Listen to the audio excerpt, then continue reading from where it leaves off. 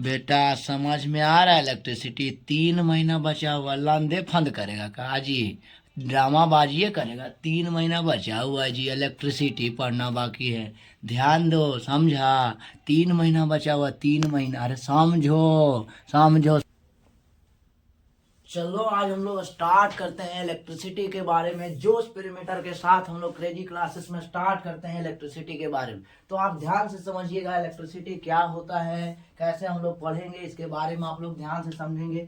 तो सबसे पहले हम लोग समझते हैं कि एक वायर ले लेते हैं, एक तार ले लेते हैं, उसके बारे में हम लोग समझते हैं थोड़ा सा। मान लिया जाए आपका एक वायर है, एक तार ले लेते हैं। इस तार में आप देखिएगा तो क्या पाया जाता है, बहुत सारे इलेक्ट्रॉन होते हैं। क्या होते हैं भाई? इलेक्ट्रॉन पाए जाते हैं। वो भी कैसा इलेक्ट्रॉन? Free electron. इसका नाम क्या है? फ्री इलेक्ट्रॉन हम लोग कहते हैं। क्या कहते हैं? फ्री इलेक्ट्रॉन कहा जाता है। इस बात को आप ध्यान रखते हैं। तो एक वायर में जो होता है वो फ्री इलेक्ट्रॉन होता है, इस बात को आपको ध्यान रखना है। जैसे हम लोग करंट को सप्लाई करते हैं तो ये फ्री इलेक्ट्रॉन क्या करने लगता है? मूव करने लगता है। जैसे हम लोग करंट को सप्लाई करते हैं, कनेक्ट करते हैं, तो फ्री इलेक्ट्रॉन हम लोग का मूव करने लगता है। और फ्री इलेक्ट्रॉन जो है, एक इलेक्ट्रॉन दूसरे इलेक्ट्रॉन को क्या करता है? फोर्स लगाता है। और इस प्रकार से आपका फोर्स लगाता है यूनि डायरेक्शन में। बहुत सारे फोर्स लगाते जाते एक इलेक्ट्रॉन दूसरे इलेक्ट्रॉन पर फोर्स लगाया, दूसरे इलेक्ट्रॉन तीसरे इलेक्ट्रॉन पर फोर्स लगाया, तीसरे इलेक्ट्रॉन चौथे इलेक्ट्रॉन पर फोर्स लगाया।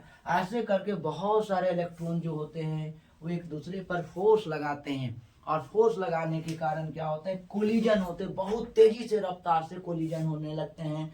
और कोलिजन के वजह से आपका क्या होता है? चार्ज डेवलप्ड हो जाता है। बात समझ गए? तो आपको याद रखना है, एक वायर है और एक तार है, या एक वायर है, एक वायर में फ्री इलेक्ट्रॉन पाए जाते हैं। और वो फ्री इलेक्ट्रॉन क्या करते हैं? आपस में कोलिजन करते हैं, बहुत तेजी से टकराते हैं, बहुत तेजी से कोलिजन होते हैं।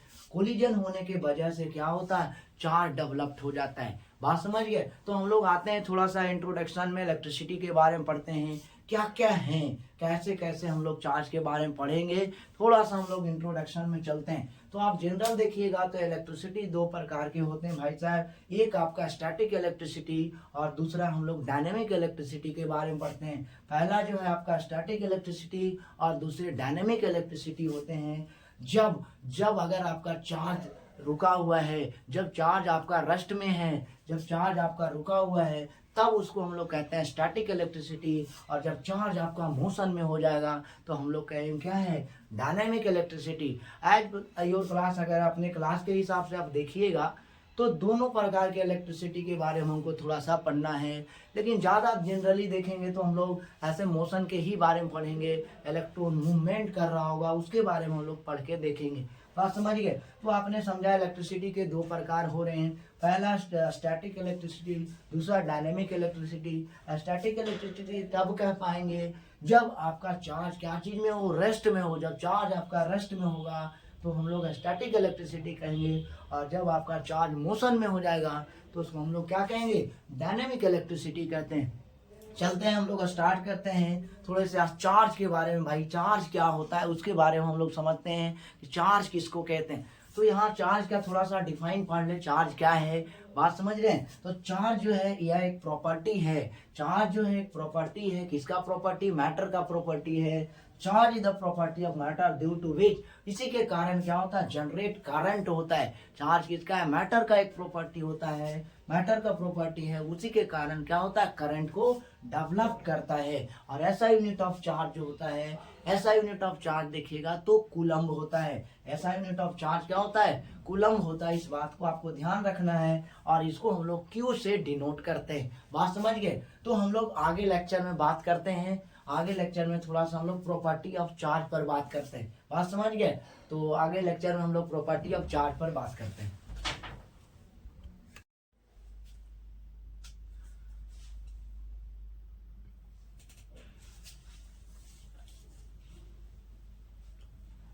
तो हम लोग बात कर रहे थे पिछले क्लास में, हम लोग इलेक्ट्रिसिटी के बारे में बात कर लिए थे। अब हम लोग बात करना है प्रॉपर्टीज ऑफ चार्ज के बारे में। बात समझ गए? अब हम लोग को बात करना है प्रॉपर्टीज ऑफ चार्ज के बारे में।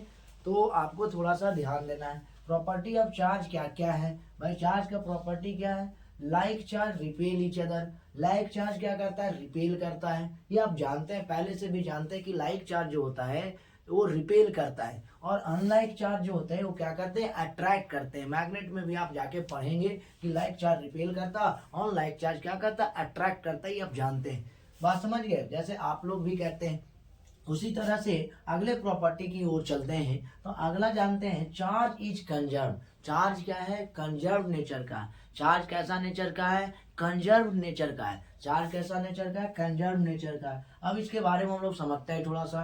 क्या कहता है, charge can neither be created nor be destroy. Charge को ना तो क्रिएट किया जा सकता है, ना तो डिस्ट्रॉय किया जाता है। वो पूरे आइसोलेटेड सिस्टम पर क्या होता है, कंजर्व नेचर का होता है। बात समझे, पूरे आइसोलेटेड सिस्टम पर जो है चार्ज क्या होता है, कंजर्व्ड होता है। बात समझ गए, ये आपको थोड़ा ध्यान रखना है। अगले प्रॉपर्टी की ओर अगर चलते हैं भाई साहब, तो याद रखना, चार्ज आपका कैसा क्वांटिटी है, स्केलर क्वांटिटी है। चार्ज कैसा क्वांटिटी है, स्केलर क्वांटिटी। आप जानते हैं क्यों स्केलर क्वांटिटी है भाई, क्योंकि इसके पास जो है, चार्ज के पास जो है केवल मैग्नीट्यूड है। चार्ज के पास केवल क्या है, मैग्नीट्यूड है, उसके पास डायरेक्शन नहीं है। बात समझ गए, उसके पास क्या है, चार्ज के पास पर्टिकुलर डायरेक्शन नहीं है, इसके पास केवल मैग्नीट्यूड है। लेकिन बावजूद भी ये आपका स्केलर इसलिए कहा जा रहा है क्योंकि ये आपका triangles law of vector addition को फॉलो नहीं करता है। Triangles law of vector addition को चार्ज जो है फॉलो नहीं करता है, इस वजह से इसको स्केलर में ही रखा जाता है। आप हायर क्लास में जाके triangles law of vector addition पढ़ेंगे। बात समझ गए, तो ये आपको थोड़ा सा ध्यान रखना है कि triangles law of vector addition, अगर कोई बच्चे पूछ भी सकते हैं कि मान लिया जाए एक वायर है, मान लेते हैं वायर है, वायर ऐसे करके घूम के जा रहा है, ये डायरेक्शन में, ये डायरेक्शन में। बात समझ गया, ऐसे कर जा रहा है, वायर इस डायरेक्शन में जा रहा है। तो आपको लग रहा है सर आपने तो इस ऐसे जा रहा था, इलेक्ट्रॉन भी ऐसे करके मूव कर रहा होगा, तो इसका भी डायरेक्शन होगा। हाँ ठीक है, आप कह रहे हैं, तो इसके पास तो डायरेक्शन भी कह सकते हैं, मैग्नीट्यूड भी है, लेकिन ये triangles law of vector addition को फॉलो नहीं करता है। बात समझ गए, इस वजह से क्या कहलाता है, स्केलर क्वांटिटी ही कहलाता है। आप हायर क्लास में triangles law of vector addition पढ़ेंगे। बात समझ गए, तो ये इतना आपको ध्यान रखना है, स्केलर क्वांटिटी है। अगले प्रॉपर्टी की ओर चलते हैं।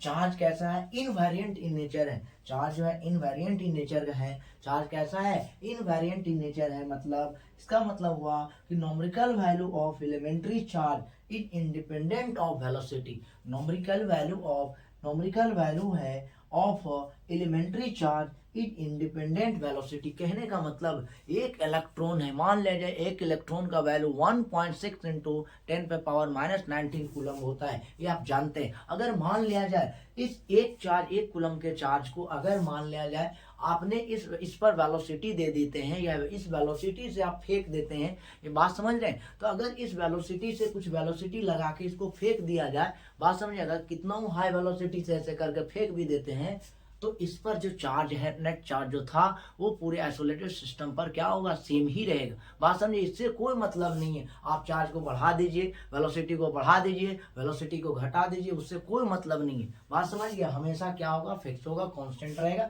इसीलिए चार्ज कहता है इनवेरिएंट, इसका नॉमेरिकल वैल्यू चेंज नहीं होगा। कितना वेलोसिटी से फेंक दें या घटा दें या बढ़ा दें, कोई भी इसका नॉमेरिकल वैल्यू पर इफेक्ट नहीं पड़ेगा। इसको कहते हैं चार्ज जो है इनवेरिएंट इन नेचर है।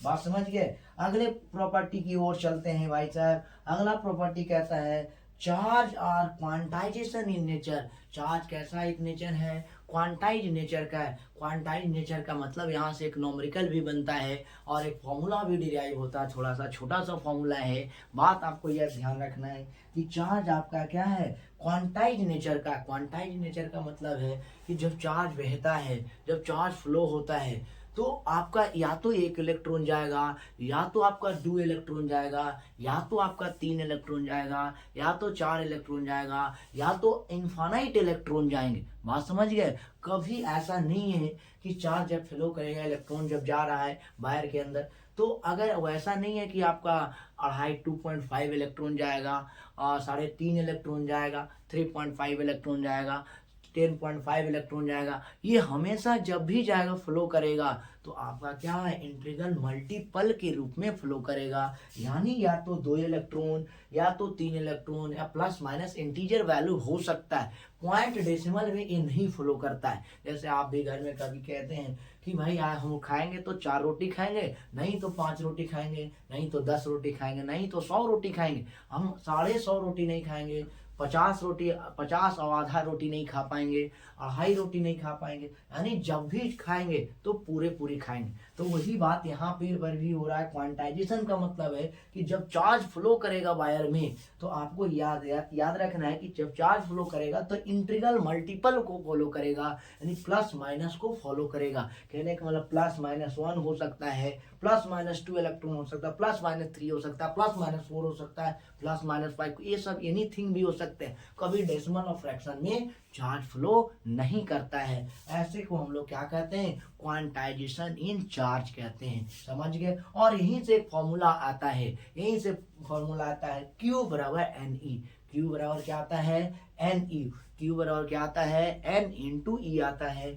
Q क्या है, Q आपका क्या है, चार्ज है। Q क्या है, चार्ज है।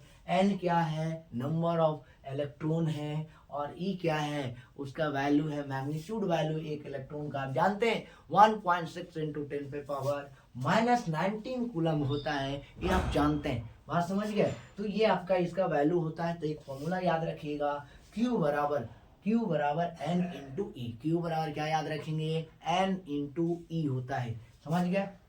तो इसको हम लोग कहते हैं क्वांटाइजेशन ऑफ चार्ज कहते हैं। क्या कहते हैं, क्वांटाइजेशन ऑफ चार्ज कहते हैं। अब हम लोग आते हैं थोड़ा सा और प्रॉपर्टी की ओर चलते हैं।